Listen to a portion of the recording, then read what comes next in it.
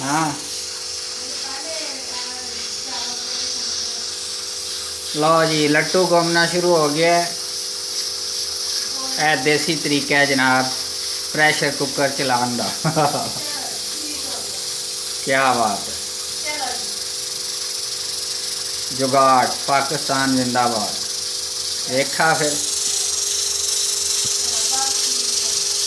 Time note कर लो कुड़ियो, time note करो।